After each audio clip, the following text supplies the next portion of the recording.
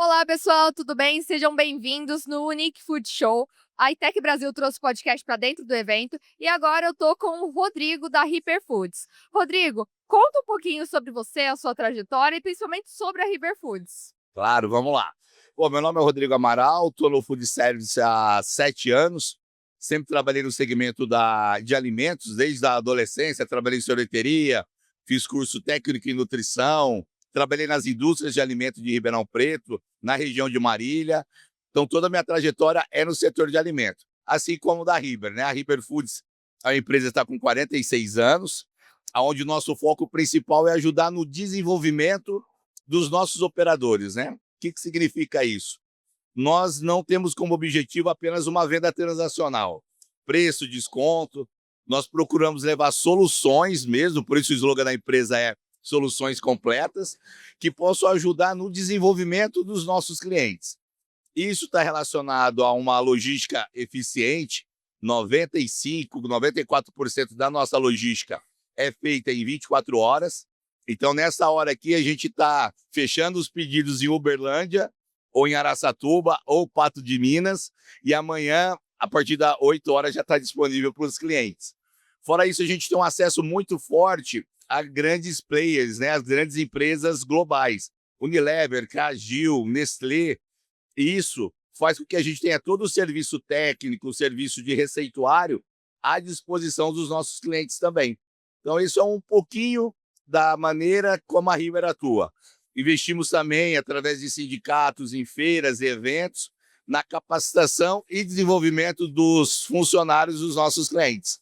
Então, a River tem esse olhar muito cuidadoso, não apenas de vender, mas principalmente de desenvolver todo o food service na nossa área de atuação.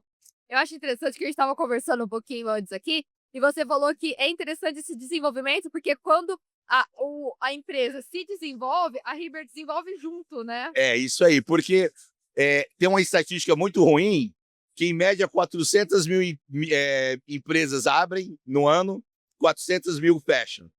Isso envolve uma série de fatores. E, às vezes, a escolha errada de um ponto, problema de gestão, o CMV, mão de obra, desperdício, enfim, uma série de coisas.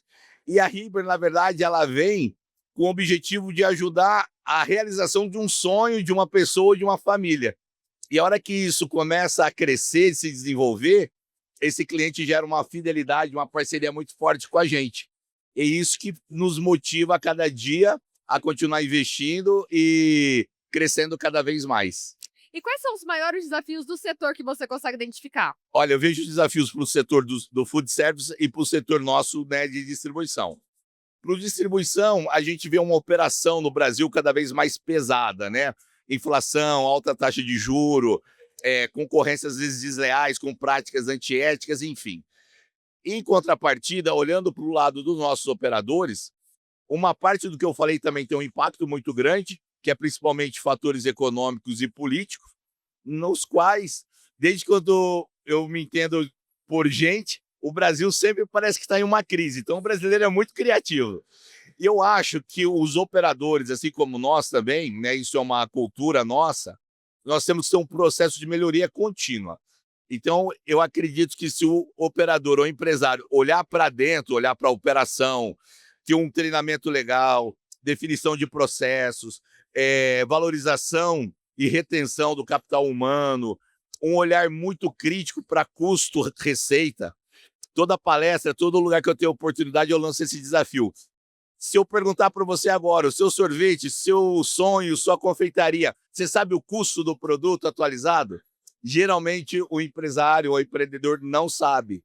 Então isso é um olhar muito, muito sério, aonde que a gente também ajuda nisso.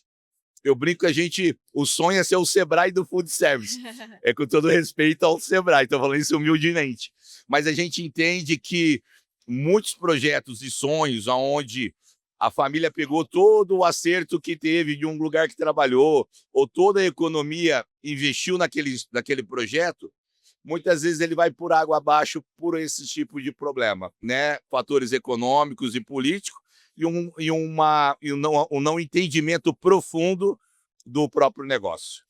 Porque assim, eu acho que os fatores externos sempre vão estar em mudança. Em momentos, tem momentos que vão estar favoráveis, momentos vão estar desfavoráveis, mas eu acho que o negócio interno tem que estar sólido, né? Se os processos não estiverem bem definidos, você vai sempre culpar o externo. Exatamente, exatamente. E o fator externo são as situações incontroláveis, né? Então a gente fazendo uma análise, né, em ferramentas de gestão, eu tenho as variáveis incontroláveis e as controláveis. Eu acho que nossa área de atuação tem que ser cada vez mais firme naquilo que a gente controla, através de indicadores, através de ferramentas, através de sistemas.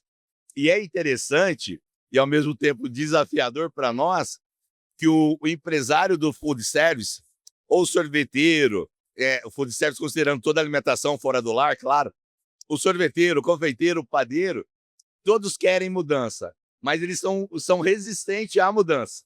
Então, se você vai com um ingrediente, um insumo que tem muita tecnologia, ele não aceita porque está preso a uma receita tradicional. Você leva uma nova maneira de preparar algum determinado item, ou um forno, ou até o mesmo processo, ele acredita que não vai dar certo. Então, na verdade, ele quer que as coisas mudem, mas continua sempre dentro da zona de conforto e controle dele. A conta não fecha. Entendi. Muito interessante isso que você está falando. E o que você acha de eventos assim como esse que está acontecendo hoje? Aqui é o Unique Food Show. Eu acho sensacional. A gente aposta muito em eventos regionais. A Riber tem uma feira, que é a Expo Riber Foods, que é a maior feira do interior do país, na verdade, que acontece a cada 2 anos. E lá atrás, né, os fundadores, que é o seu Amâncio, hoje é o Fabrício, o Fábio e o Fabiano, a segunda geração, eles já tinham a visão de que o pessoal do interior gosta de feiras mais próximas, né? Que você tem mais acesso, troca mais experiência. Eu acredito que uma tendência muito forte, aonde a gente traz o empreendedor, traz o dono do estabelecimento para uma atmosfera de inovação, de tendências, de tecnologia. Eu acho que é uma oportunidade muito bacana. Muito bom. E que conselho você daria para quem está abrindo o negócio agora?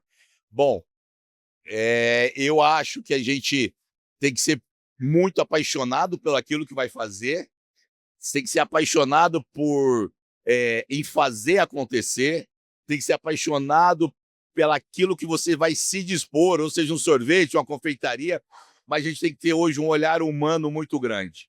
Um olhar muito grande para a inovação, muita humildade para querer aprender sempre.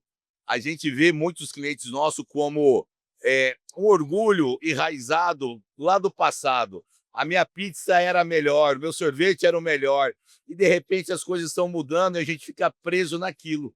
Então, acho que a gente tem que ter, todos os dias, a paixão do primeiro dia do negócio, fé em Deus, que é Ele que está no controle de tudo e de todos, e, principalmente, a gente ter humildade de respeitar a nossa equipe, tratar os funcionários com dignidade e colocar sempre, esse é um ponto principal, o cliente no centro do nosso negócio. Então, hoje eu dou um exemplo que serve para todos os segmentos. O sorveteiro sempre vem falando da dificuldade de repassar preço, sempre querendo fazer o sorvete mais barato. Aí você pega lá um copo grande e custa R$10. Aí vem o gelato, revoluciona tudo e vende um copinho a 25 para o mesmo consumidor. Então, o problema às vezes não está no produto ou no preço, mas eu entender e ouvir o que o meu consumidor está querendo e oferecer para ele. Sem o cliente não há negócio, né?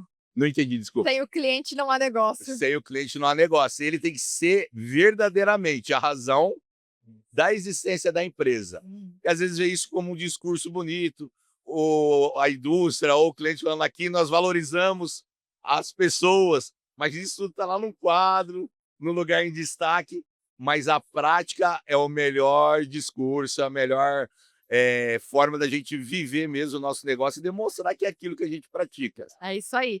Agora dá um último recado pro pessoal que está assistindo a gente. Bom, pessoal, como último recado, comprem da River Foods, não, brincadeira. Pessoal, o evento é maravilhoso, parabéns pela iniciativa, principalmente do Mário, que eu acho que é o grande mentor disso tudo, com toda a equipe. Se eu citar nome, eu vou esquecer de alguém. Quem não participou, esteja presente. Acredito que o evento vai ser anual e eu acho que vale a pena estar como expositor, como cliente da Riber ou associado aqui ao Food Service. Não perca esses eventos regionais, que é a maneira que a gente pode ouvir uma frase, uma palavra, ou ver uma ideia que ela vai ser capaz de transformar todo o nosso negócio. Aqui é uma troca de experiência sensacional. Vale a pena todos participarem. Muito obrigada, viu? Obrigado você pelo convite e por estar aqui. Em nome de toda a River Foods, agradeço a organização do evento.